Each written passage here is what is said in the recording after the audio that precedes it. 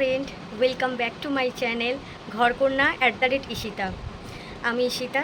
আজ শুভ নববর্ষ। তো আমার চ্যানেলের পক্ষ থেকে তোমাদেরকে অনেক শুভেচ্ছা জানাই আর আন্তরিক অভিনন্দন। প্রতিদিনের মতো নববর্ষের সকালটাও শুরু হলো চা দিয়ে, তারপরে স্নান, পুজো, তারপরে একটু টিফিন খাওয়া হয়ে গিয়ে আজকে একটু মাটন খেতে ইচ্ছা হলো, তো মাটন নিয়ে চলে এসছে। মাটন রান্নাও করে নিলাম। তো আজকে শুভ নববর্ষ, পয়লা বৈশাখ, তার জন্য একটা বন্ধু বাড়িতে ইনভাইট আছে। ওর নাম হচ্ছে সৌমিতা। ও আমার খুবই ক্লোজ ফ্রেন্ড, একদম ছোটোবেলার বন্ধু।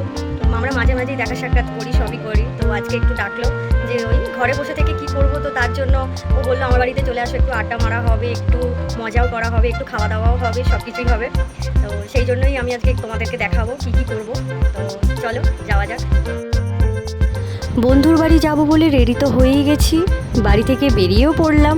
আমরা 3 জনে যাচ্ছি, আর ওর ফ্ল্যাট হচ্ছে চুনাভাটিতে। তো আমাদের আন্দুল থেকে চুনাভাটির দূরত্ব ওই খুব হলেও 10 থেকে 15 মিনিট, রাস্তা যদি জ্যাম না থাকে।